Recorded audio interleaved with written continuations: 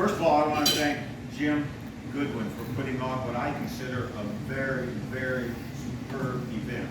I've hosted 3 Tarzan conventions myself. Well, Beverly and I. Beverly and I have been married 54 years. And I told everybody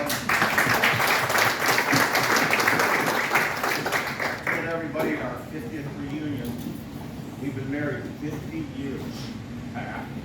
We've only had one argument. Unfortunately, it's lasted 50 years.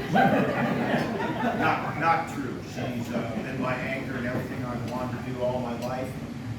Jim didn't tell you this, but I've written 32 books. Only 2 are about Tarzans, which I'm going to talk about. 17 are about the sport of wrestling. I've been to 47 NCAA wrestling tournaments. I've been to 3 Olympics. And we were just counting on the way down here, driving down here, like 10 of our best friends are Olympic champions in wrestling.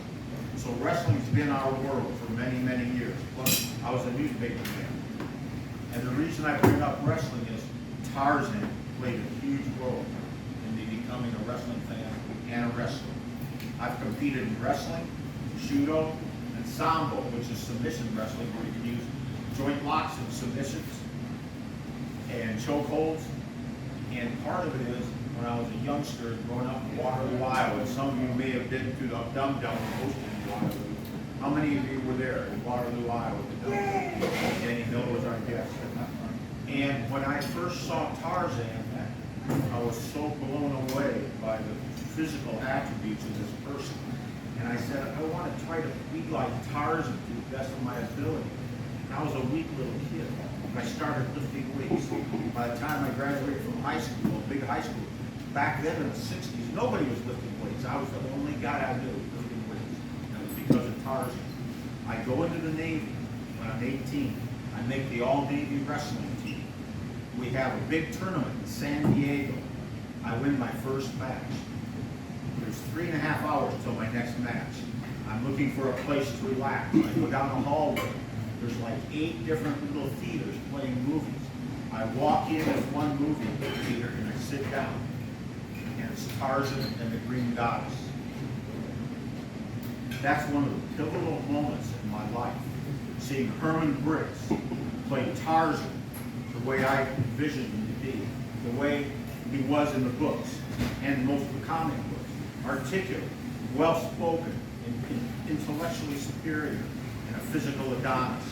But I kind of put it aside after I got out of the Navy. I went on with my journalism career. I didn't really think about Tarzan again. I go to the movies. I read every one of the books eventually. Most of the comics. I still have a huge comic collection of Tarzan. And I'm a sports editor of the Cedar Rapids, Iowa newspaper. I'm the 2nd largest newspaper in the state of Iowa. We're only 25 miles away from the University of Iowa. The University of Iowa has the greatest wrestling program in history. The head coach is a fellow by the name of Gable. He's from Waterloo, my hometown. He once won 181 consecutive wrestling matches over 7 years. In the 1972 Olympics, he won the gold medal without giving up a single point in 6 matches. The first time it had ever happened in the Olympics. Dear friend of Beverly's and mine. Where does Dan tie into this story? Iowa is trying to set the national record for attendance at a wrestling event. It's 12,000. They want to go up to 14,000. I'm sitting in Dan Gable's office, and he says, hey Mike, we want to have a really special guest to be at our hawk party after the big victory. And we want to set a national record. You're the sports editor of the Gazette, so you can promote it. Who could we get for a special guest? I said, how about Jock Mahoney? And he said, I said, he was a Tarzan. He said, well, what's the connection? I said, he's from Davenport, Iowa, right down the road. He went to the University of Iowa. He played football. He was on the swimming team.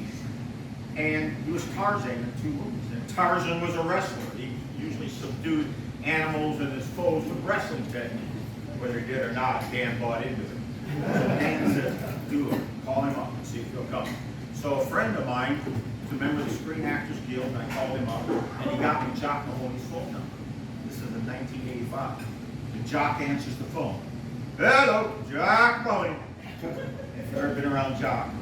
And I said, hey Jock, my name is Mike Chapman. Oh, this was in February. And I'm calling from Iowa. And he said, you're calling from Iowa in February? Yeah. Why aren't you outside shoveling snow? I said, what's up? It didn't happen to snow here for a couple of weeks.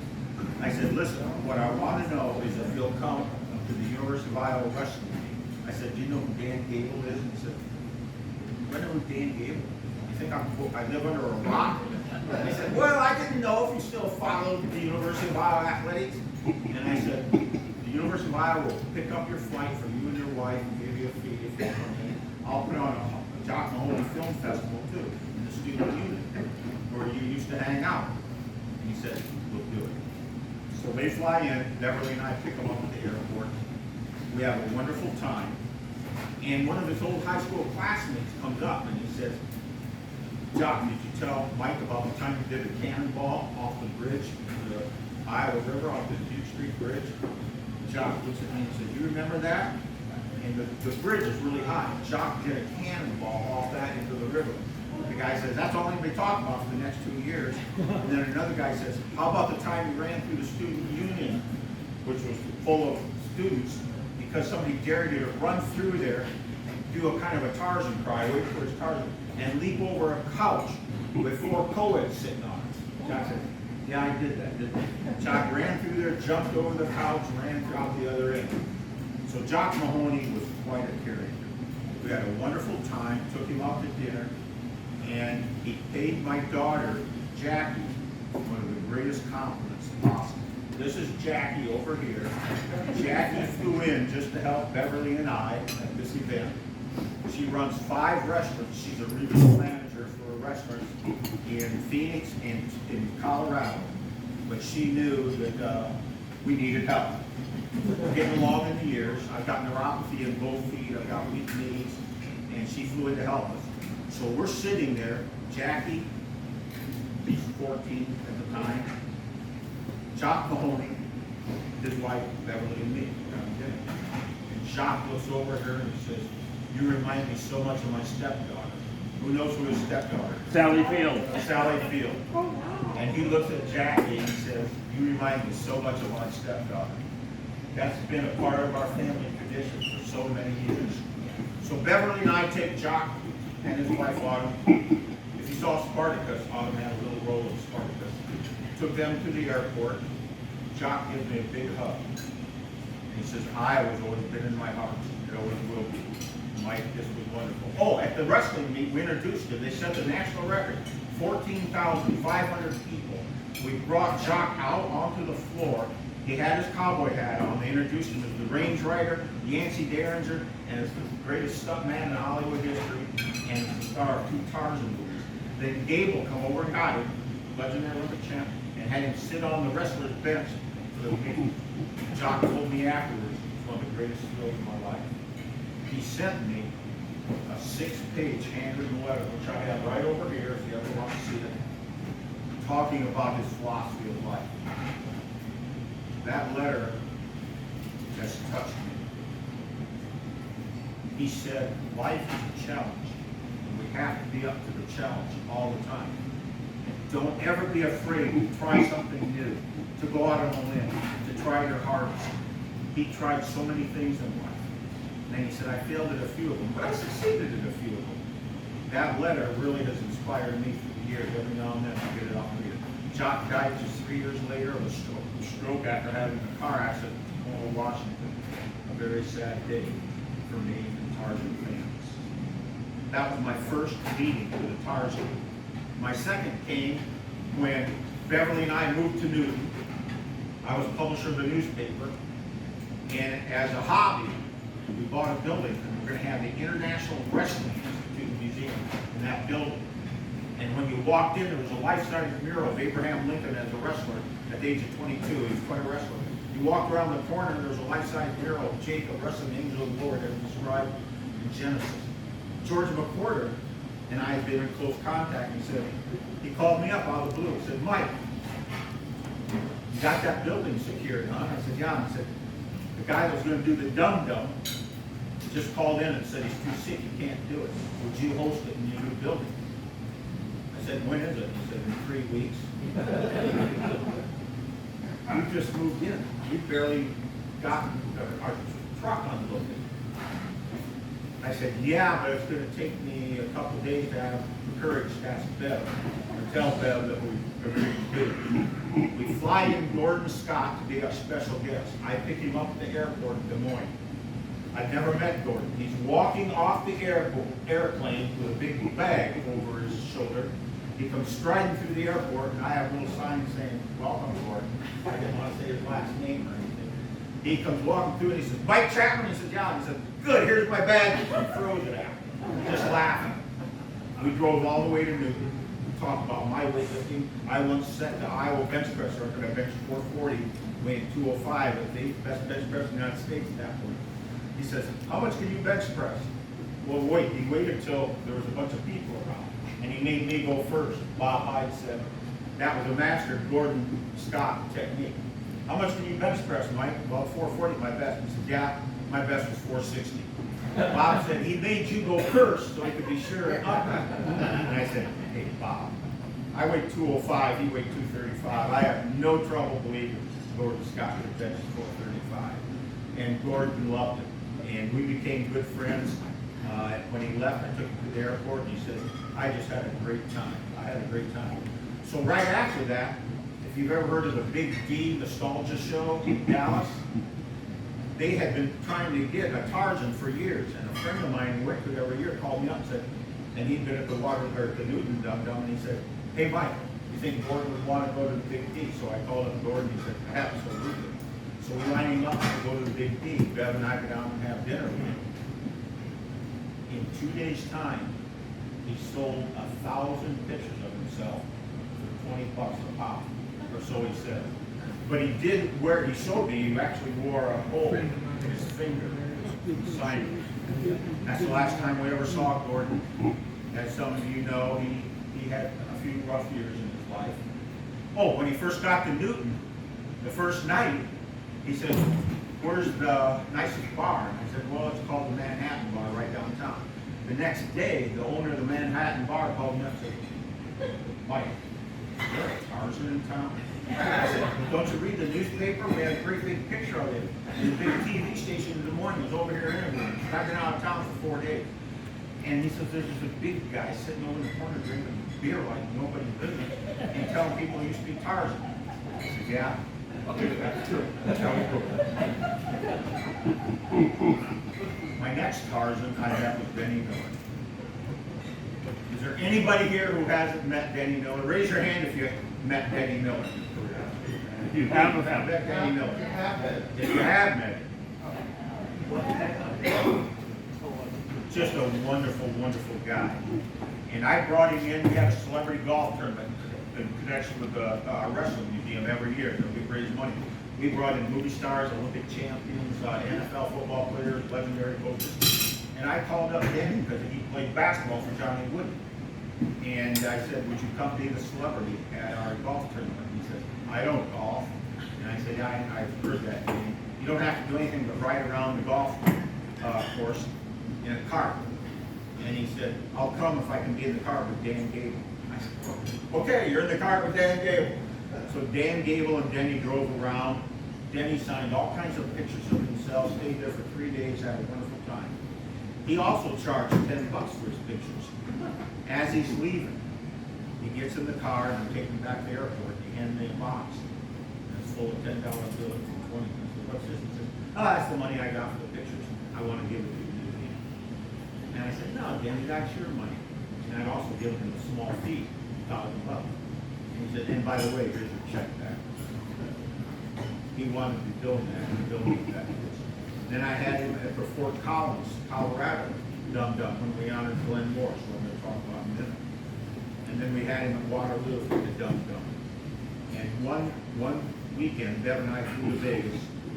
He and Nancy wanted us to come to his house for dinner. And Bev and I are coming down the elevator at the hotel, and the place is packed. I see Denny standing there looking in the window or something. We go meet him, and he says, got something special in my house I want to show you. Tracy, you've been there. Has anybody else been in Denny Miller's house in Vegas?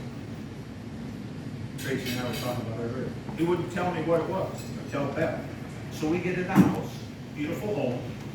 He's got treasures from all over the world where he traveled, nice this and that. He said, come on into my den. We walk into his den. And there's a sculpture of a rhinoceros coming out of the wall, life-size, from about the waist forward, with its horns and everything. And I stand there, Bev and I stand there and look at that, and Denny says, what do you think? I said, you don't see that very often. A rhinoceros coming out of the wall. And what had happened was he was in Europe making a movie, and a good friend of his, who was a sculptor, was in Vegas doing some work, and he asked if he could stay at Denny's house. And Denny was gone a couple months, and when he came back, that was his thing. A rhinoceros coming out of the wall. Denny was a wonderful human being, as you know. He was on wagon train for 4.5 years. We get wagon train every weeknight, and I'll say to Bev at 10 o'clock, we can't go to bed yet. Wagon train's on, and Denny's got a featured role to do Shannon. Then, as you know, he was the Gordon's fisherman for many years. And he sent me an email, and I'm sure some of you, I know Tracy and some of the others, got him. He was a help nut. I helped him edit his last book, No Sweat, K-N-O-W. And he said, I want you to know, this select group of people, I've been diagnosed with Lou Gehrig's. And it's terminal.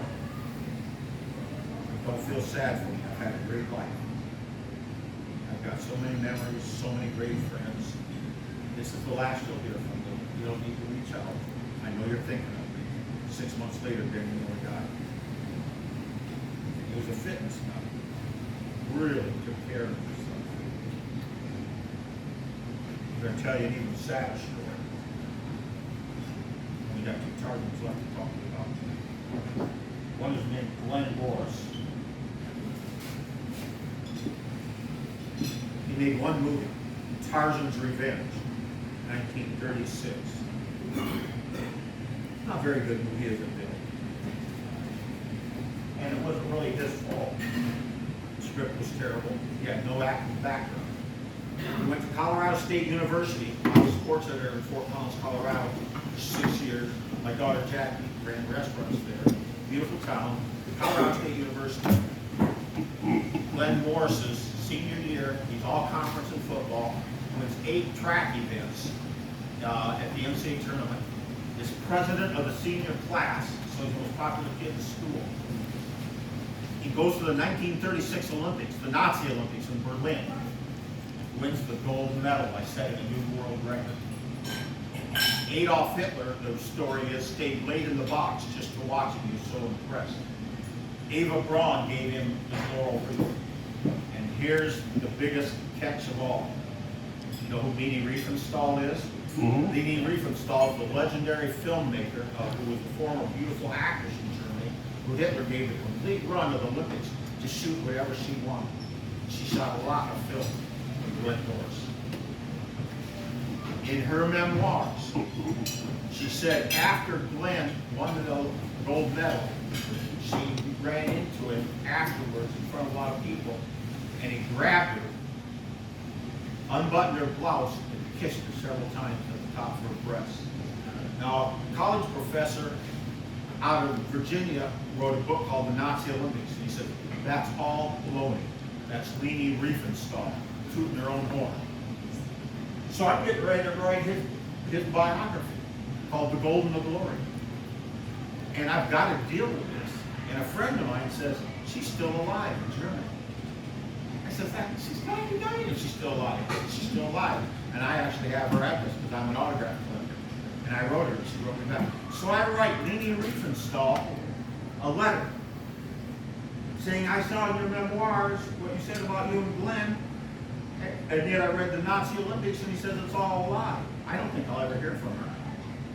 She writes me back a 1-page letter on Leni Riefenstahl stationery. Still have it. It's right here from one kid. She says everything I said was true.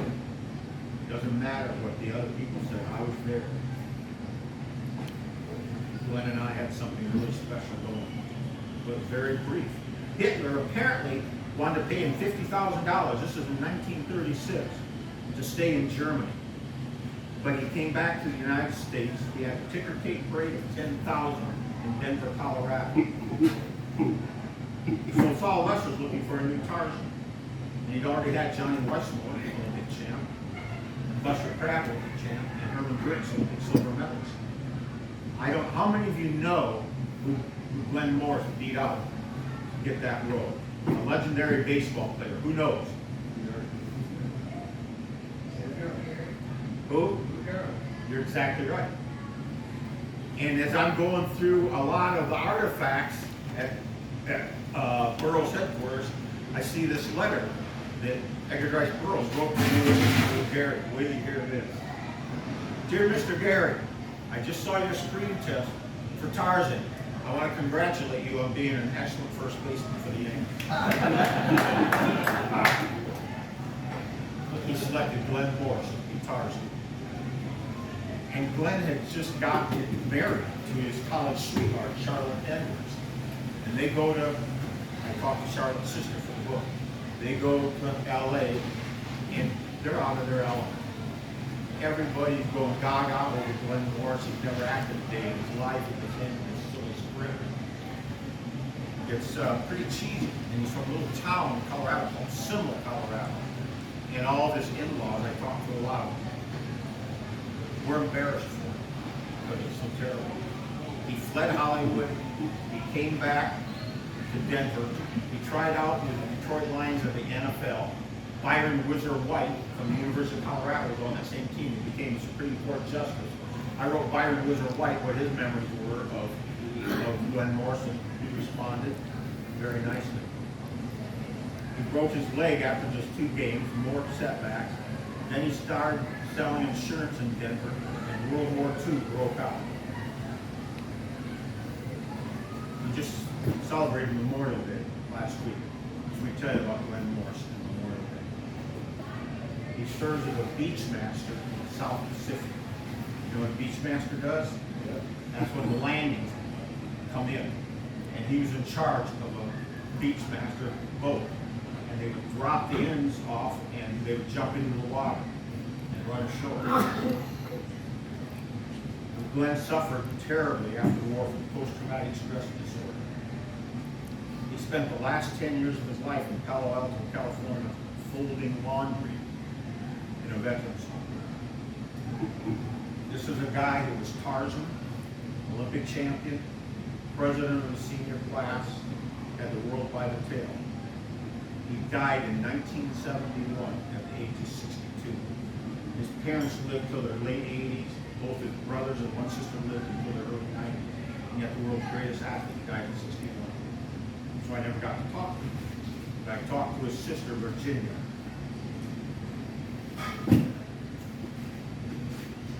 Who was living in California. And she said, I'd go pick up Glenn at the Veterans Hospital from time to time. And one time we're sitting in my living room and we're watching the Ed Sullivan Show, which was a variety show, you know. And there's a comedian on it. And I'm laughing, and we're laughing and chuckling, and I look over at Glenn and see how he's enjoying it. And he's gripping the arms of his chair, and his whole body's shaking. And I said, Glenn, what's wrong? What's wrong?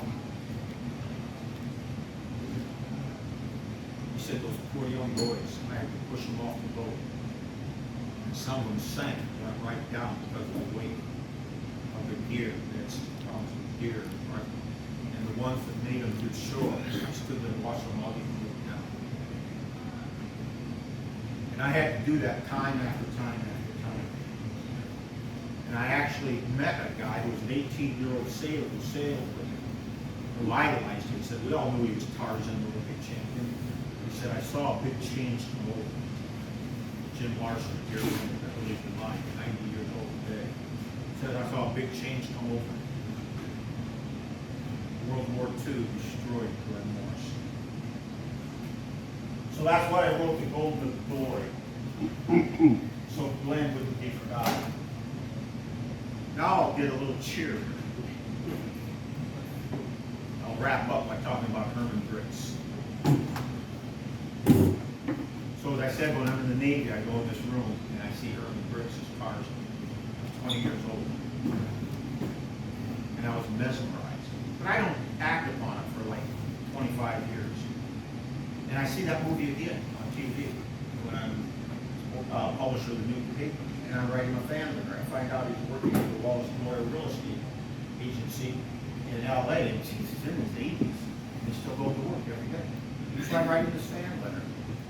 And I said, I'm a fan of the Olympics, and I know a lot about Glenn Morris and you. I dropped Dan Gable's name, and he calls me. Mike Chapman, this is Bruce Bennett. Hi, Mr. Bennett. And he said, got your letter, very, very nice, really enjoyed it. Hey, if you're ever, we talked for about 5 minutes. He said, if you're ever in LA, give me a call, maybe we can get together. I come home and tell Beth, I'm going to LA. I find out when he's going to be in the office through his secretary, and I drive to LA. And the secretary meets me, and she says, well, Mr. Bennett has agreed to meet you as planned, but he only has a half hour. I don't care. I drove 20 hours one way, I'll drive 20 hours the other way, just so I can get met. Herman Brix, Bruce Bennett. I go up there and he stands up, very dapperly dressed, ramrod straight, 6'2", 81 years old. I'm like, Bruce Bennett. Hi, Bruce. I sit down and we start talking. And I notice he's glancing at his watch every now and then. And he says, I have a luncheon appointment at noon, so I'll have to cut this short. Hope you didn't drive all the way out here just for this meeting. I said, oh no, I got a lot of other things to do on that. I didn't want him to feel bad.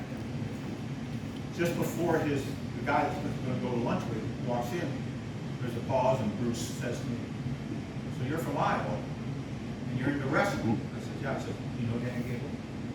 I said, yeah, I was with him last week. He says, I says, why do you know Danny Gable? He says, well, ever since the Olympics, I got a silver medal and it's a great experience. I follow the Olympics real closely, and I'm really impressed by Danny Gable. Just then, his partner comes in, hey, Bruce. Bruce looks at him, big husky guy, and he says, Steve, you wrestled in high school and some in college in Simple. He says, yeah. I said, this is Mike Chapman. He runs the International Wrestling Museum in Iowa, and he's friends with Dan Gable. I said, you know Dan Gable? I said, yeah. So we're standing there talking, and all of a sudden Bruce says, Mike, we're just going to lunch. Would you like to go with us? Yeah. We go to lunch. We sit there for 2 hours. He invites me back to his office. I sit there and talk to him for another 3 hours. I leave, come back. It takes me about 10 years for me to came back and forth. And I write him, I said, Bruce, I want to write your bond. He calls me up. He says, Mike, that's very flattering, but I wasn't a top big actor like Clark Gable or John Wayne or something like that. I don't think there'd be that much interest in a book like that. I said, let me see. Played in 27 roles, both silver medalist in the Olympics, made 100 movies, was in Treasure of the Sierra Madre with Humphrey Bogart, played Joe Crawford's husband when she won the Academy Awards in Mildred Pierce, served on the Screen Actors Guild with Ronald Reagan for 4 years, been married to the same woman in Hollywood for 65 years. I says, I think I can make a book out of that. He said, well, if you want to, I'm okay. So I go out there and spend a week. I get a motel room, and I show up to their house every day at 10 o'clock. The old Hollywood view. I have pictures of it in here if you want to see it. And I sit there in his den for 5 hours for 6 straight days, going through his scrapbooks. And a couple times he's sitting there out there and saying, oh my goodness, I forgot about that. And I look up, I'm sitting here with Herman Brix, Bruce Bennett. Just the two of us. And he's dead. What a mind-blowing experience. I can't find a publisher that'll do the book. I call it Please Don't Call Me Tarzan. It's loaded with like 90 pictures. Some never before seen. Stories about him in Guatemala. My favorite story is they were shooting 14, 15 hours a day. He lost all kinds of weight. At one time he's exhausted. He can run through the jungle. His feet are lacerated. He gets dysentery. He's sick. and he's exhausted. The director said, go sit down on that vine. So he goes over and sits down on the vine. The vine starts moving. He looks down and he said, I'm sitting on a 20-foot anaconda. He said, I get up, I'm running across there as fast as I can go, my hair's standing straight up. He said, luckily there were no cameras on it. They would have got Tarzan running out of dead fear. All these experiences he had. And he told me what it was like working with Joan Crawford, Humphrey Bogart, and the experiences he had just opened up. He told me a story about him and John Wayne. They hit Hollywood about the same time. They were best friends for a while. And he tells me a story about John Wayne. And I put that in the manuscript. I told him he could read the manuscript before it went. And he called me up and said, you know, Mike, that's true about John Wayne. But please don't put that in there. It'll make it look like sour grapes on my part. He said, we just went different ways in our goals. I went home every night with my wife and kids. John had other things. But he said, I have great admiration for John Wayne. He says, is it asking too much to take that out? He said, Bruce, this is your book. It's out. And I said, I want to call it, please don't call me Tarzan. See, he resented Tarzan for a long time, as I'm sure most of you know. He was up for a huge movie role, and he got it. And he's in there the next week, and the director says, come in, come over here. He comes over and he says, are you Tarzan? I said, no, I'm Herman Brix, an actor, playing Tarzan. He says, can't use it. Then you walk on the screen, people say, that's Tarzan. He lost the part to another young actor who was all the way up, named Charlton Heston. And he said, that role really kick-started Chuck's career. He said, I lost out. So he disappeared, changed his name to Bruce Bennett. Came back and on his role in Western started all over again. So after the book comes out, there's something called the Hollywood Collectors Show. And it's very prestigious. It's hard to get into. Gene Autry's been in it, Roy Rogers, Frank Sinatra, once Charlton Heston, all these big names. I get a hold of the guy running it, Ray Quartz. And I said, how would you like to have Herman Brix / Bruce Bennett as a guest? And he called me up and said, is this a prank? And I said, what do you mean? Bruce Bennett, he can't be alive. He's got to be almost 90 years, 86, and he's alive. And I wrote a biography, and you should come. Are you serious? Yeah, I said, I'm going to check you out, and I'll call you back. Called him back 3 hours. He said, you're in. So Bev and I fly out there, go to the Hollywood Collectors Show in the Beverly Garland Hotel. Bruce said he didn't want to come till about noon because he'd get tired. His son brings him up to the back door. We bring him to the back door and he sits down at his table. And there's a line the whole length of the building. People with pictures, posters and everything. And Bruce sits down, got pictures of Bev there with him. And Denny Miller came. Denny said, I've never met Bruce. I'd love to come too. So at one point, Beverly's sitting here collecting money. Bruce Bennett's sitting here, because we had my book, Please Don't Call Me Tarzan. I'm here, and Denny Miller's sitting here. Next to Denny, at the next table, is David Carradine of Kung Fu. And he brought his sheepdog. And he's under the table, passing gas. And Denny keeps nudging me and saying, can you believe this guy? What am I going to do? I said, just say, David, damn dog. So he asked him to move the dog, and Carradine looks and says, to where? There's no place to put him. So Denny just has to tolerate the smell of sheepdog. Right across from us is Ed Asner, Bruce Graham. He comes over and says, is this really Bruce Bennett? I said, yeah. I want to meet him. So I introduced him to Graham and Asner. Hugh O'Brien, Wyatt Earp, walks all the way around the building to come up. I can see him coming. He's got burgundy shorts and white t-shirt on with a great big belly. He comes walking up and he says, is that really Herman Brix? I said, yeah. I said, that's my favorite Tarzan growing up. He said, I got some people around signing on. I got a table. Would you just introduce me to him? Yeah, I introduced him. Michael Connors, who plays Man, comes walking all the way around to meet him. Don Knotts, the legendary Barney Fife, comes over to meet him. Beverly Garland, who the hotel is named after, and she owns it, runs across. I think she's going to sprint over a table. She was in Elevator People with him and gives him this big hug, kisses him on the cheek, and said, and she looks at me and she said, this is my all-time favorite guy to work with. Wonderful guy. He had such a good time, we brought him back the next year, second year in a row. Wonderful guy. For many years, he exchanged Christmas cards with us. I get little notes from him, how much the book meant to him. I'm going to wrap this up with a very emotional story, so bear with me. His son's name is Christopher. His daughter's name is Christine. Bruce turned 100 in 2006. She called me up 2 months before. She said, Mike, this is Christine. I said, hi, Christine. She says, Dad turns 100 in 2 months. We're going to have a little party. And all his relatives that are still alive, and close friends calling her, for her. And would it be asking too much for you and Bev to come? It would mean so much to Dad.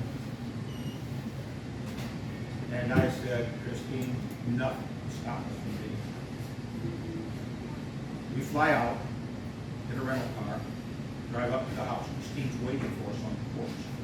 There's happy 100th for Herm, happy 100th Dad, all this stuff. She hasn't told him we're coming. We walk in, this big, beautiful old Hollywood house, and he's sitting in a corner with a blanket over his legs and greeting people. And he's got a stack of Please Don't Call Me Tarzan. I'd given him 50 of them. And she said, he fell back on both of those. He told me autographs and give me very special people.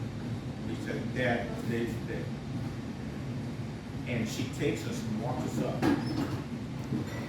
She said, Dad, look who's here. Mike and Bev came all the way from Iowa. Bruce looks up. She'll verify this. He says, Mike Chapman, I don't believe it. Mike Chapman, I don't believe it. Mike Chapman, I don't believe it. So I knew I had an impact on the life of my all-time favorite Tarzan, my all-time favorite actor. I sat down, and Tracy and I were talking about, he never lifted weights a day in his life, and he's national shot put champion. He had huge hands and could almost golf holding the ball, and great hip power. And he said, Mike, nobody lifted weights back then. He said, I had natural abilities, natural gifts. So we're sitting there for about an hour talking. Then we go out in the backyard with his barbecue set up and everybody out there. We come back in. And I sit down and look at him and we talk a little bit. And I said, we're going to leave now, Bruce. There's a lot of people who want to see you. He sits here.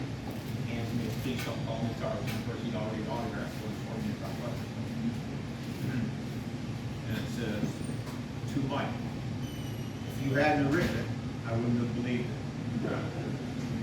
Thanks a million. Your friend forever, Bruce Bennett. We never saw him again. He died 6 months later. He got a half-page obituary in the Los Angeles Times. They called him the legendary Bruce Bennett, one of the last of Golden Age. So thank you for allowing me to share these very personal stories with you. Glenn Morris was a very special person who gave everything he had to give to life. Gordon Scott was a very special person who was known by Denny was a special, Denny Miller was a special person. Jock Mahoney, what a great guy. But Herman Brix / Bruce Bennett. I've met presidents. I interviewed Ronald Reagan. I've interviewed Robert Redford. Right after he dated Jeremiah Johnson. I spent 2 days as Muhammad Ali's escort in Cedar Rapids, Iowa when he came for a fundraiser. I was with him for 14 hours over 2 days. I've known all kinds of legendary athletes and movie actors. Knowing Bruce Bennett,